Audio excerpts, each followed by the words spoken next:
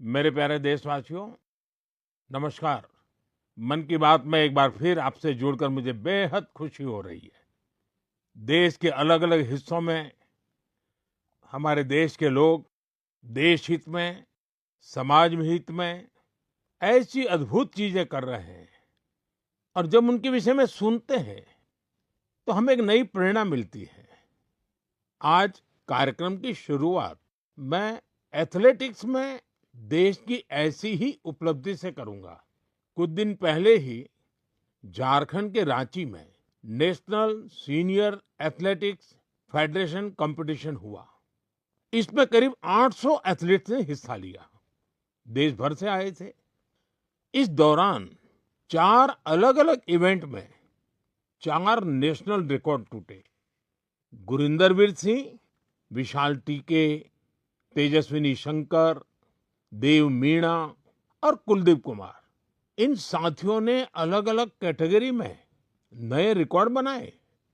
मैं सबसे पहले तो इन सभी को बहुत-बहुत बधाई देता हूं। साथियों, एक इवेंट जिसकी देश भर में बहुत चर्चा हो रही है, वह है 100 मीटर रेस, 100 मीटर की दौड़। महज 2 दिनों के भीतर मेंस 100 मीटर रेस में नेशनल रिकॉर्ड 3 बार टूटा। जिन 2 एथलीट्स ने ये कमाल दिखाया है, वे हैं गुरिंदरवीर सिंह और अनिमेष कुजूर। मैंने सोचा इस बार मन की बात में इन दोनों खिलाड़ियों से बात की जाए।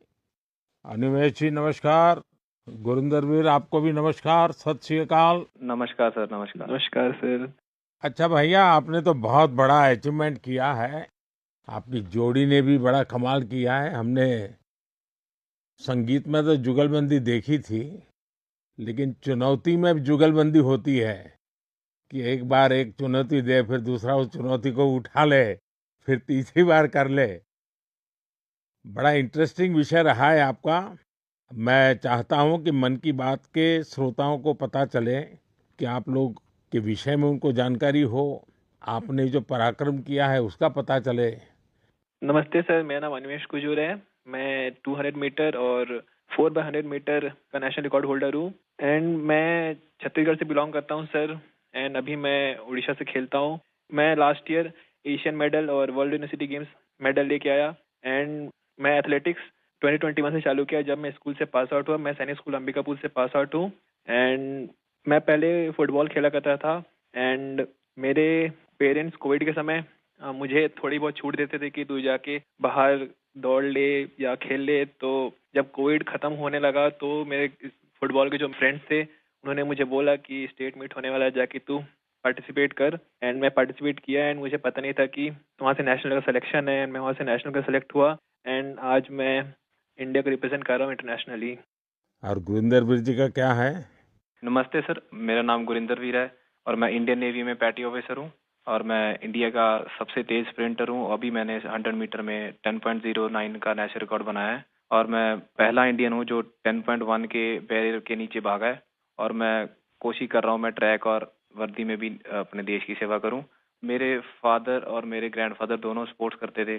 तो हमारे इंडिया का कल्चर है, जब भी कोई त्योहार होता है जैसे दिवाली जैसे नया साल, तो हम अपने घर की सफाई करते हैं। तो मैं अपने फादर की ट्रॉफीज और मेडल्स की सफाई करता था, तो मेरे को वो बहुत अच्छा लगता था। मैं बहुत खुश होता था जब मैं कोई ट्रॉफी साफ करता था।